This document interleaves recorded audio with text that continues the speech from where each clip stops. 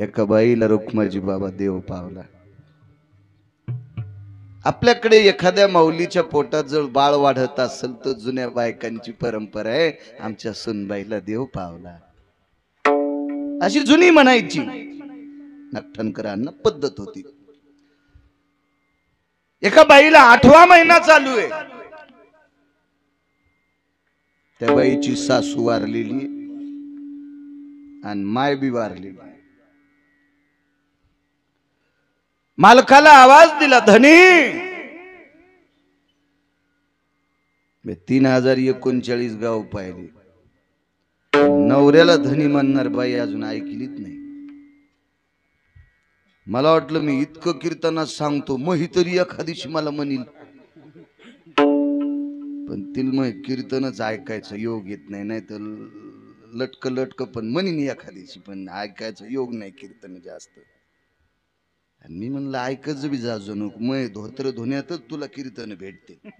हो, काही काही बायका लय ना आधी नवऱ्याला सरकी लावायला ठेवत्यानं आपण जत्राला जात्यान, हे त्या खाल्ला काड्या पट्टीत लावा बरं, हो तुम्हाला सुधारायचं नाही, हो तू तुकाराम महाराजाची चुलतीच, हो तू तिकडे नाही गेल्यावर एखादं तीर्थ पालतो आज, हो असं लय ना।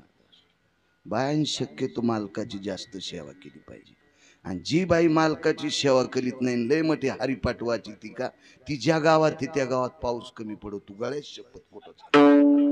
हो आता हे गावच आहे, इथं बोलायला काय भ्यायचं, बाहेर भेट नाही भाऊ कोणाला, इथं काय भ्यायचं, काही विषयच नाही। सगळ्यात मोठी ताकद बाईनं मालकाची सेवा केली पाहिजे। भजनात पुढं नवऱ्याचं घोडं मानित नाही पंढरपुरातला, धनी म्हणायची, धनी म्हणायची, धनी काय ग, 1 महिन्याला बाळाला जन्म द्यायचा आहे, थोडासा गोड आवाज आलता पाहिजे, थोडासा गोड करकत चालाय, कोमल कोमल कोमल करायचं। मालक मला माझी आई नाही आणि तुम्हाला तुमची आई नाही, माझी आई नसती सासूबाई असत्या तरी बाळंतपण केलं असतं, पण बाळंतपण करण्यासाठी एक बाई पाहिजे। मालक हुशार होते, त्यानं सांगितलं सोयरा माझी ताई आहे, म्हणजे ह्या बाईची नणंद नवऱ्याची बहीण, पण अंतरलय होतं नो, ह्यांचं कुटुंब मंगळवेढ्यात राहायचं आणि त्या व्यक्तीची बहीण विदर्भामध्ये मेहुणा नावाचं गाव।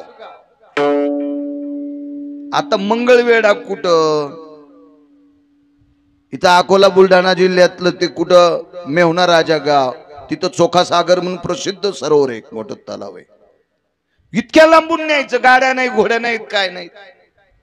मालकानं सांगितलं काय हरकत नाही सोयरा मी ताईला घेऊन येतो।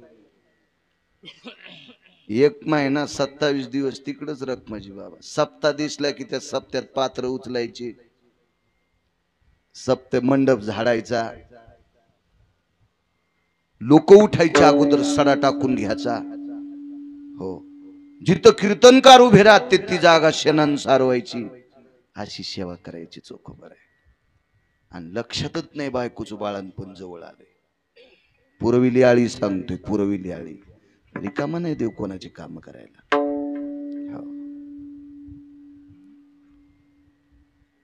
प्रसूतीच्या वेदना सुरू झाल्या, बाळंतपणात एखाद्या स्त्रीला काय वेदना असतात दुसऱ्याला तर विचारू शकत नाही, डॉक्टर तुम्हाला किती सांगणार आहे, कारण तो सगळं पाहू पाहू बिचारा आंधळा झालाय, त्याला या गोष्टी काय डोक्यात ठेवता येतील, ती काय सांगेल, ते म्हणून डोकं खाऊ नका पोळीकर सारखा, फक्त माईलाच विचारू शकता मला जन्म देताना तुला किती त्रास झालाय, तीच सांगू शकत, दुसरं नाही सांगू शकत कोणी।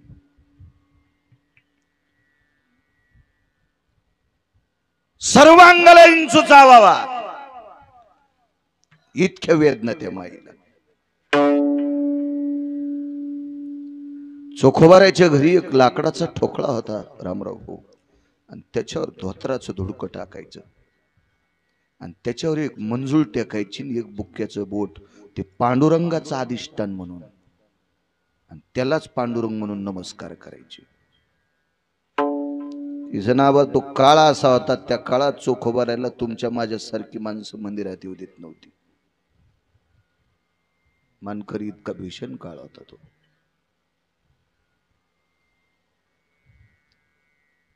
काळ कोणाच्या बापाची जहागिरी नाही भाऊ. दर 35 वर्षाला काळ बदलत असतो. 69 वर्षापूर्वी शेतकऱ्यांचा काळ होता. गडी भुटा सगट तुडिले.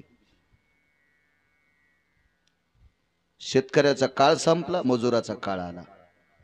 बाळ्या जिवंत असेल नसेल, पण अजून 7.5 वर्षाच्या नंतर शेतकऱ्याचा काळ येईल. 7.5 वर्षाच्या नंतर ज्याच्या नावानं 7/12 असेल, तो या महाराष्ट्राच्या मातीतला बादशाह असेल. अजून बरोबर 7.5 वर्षाला पुन्हा शेतकऱ्याचा काळ येतोय.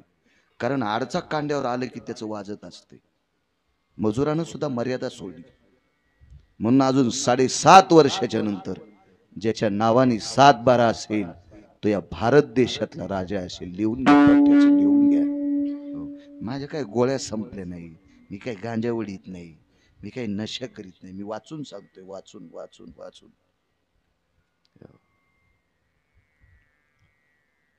कारण जगातल्या सर्व गोष्टी मशीननं तयार होतात, पण माणसाला पोटाला लागणारी लक्ष्मण, ज्वारी, गहू, तांदूळ, डाळ कुठलंच बटन दाबल्यावर तयार होत नाही. ती काळ्या मातीतूनच काढावं लागते.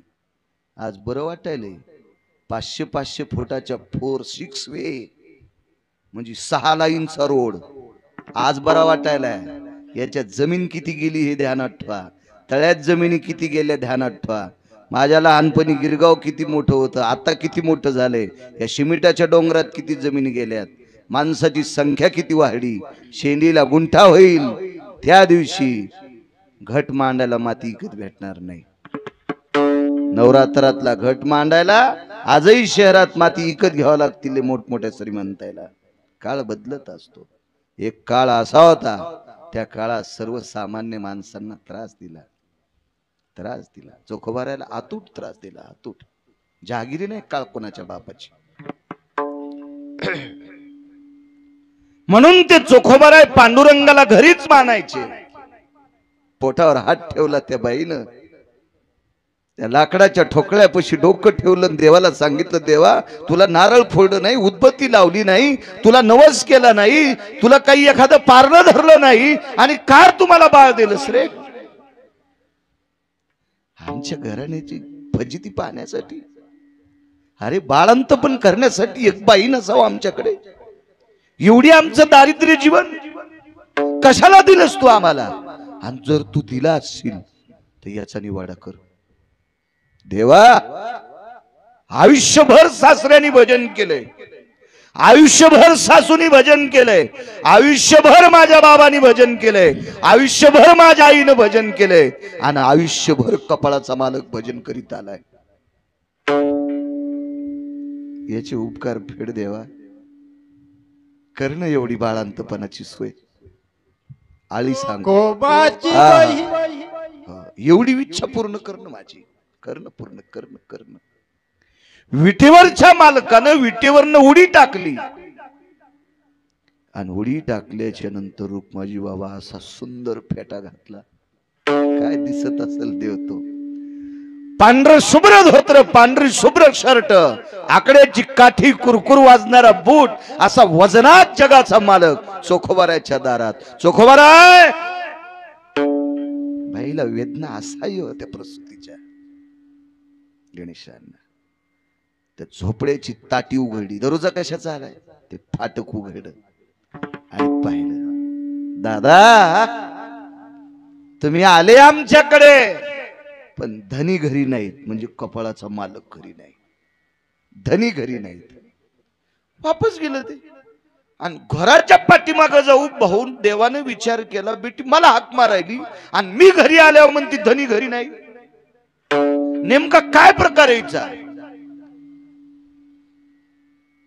आता मात्र वेदना टोकाला गेल्या. त्या धोत्राच्या अंथरलेल्या तुकड्याकडे त्या मंजुळाकडे बघितलं त्याच्यात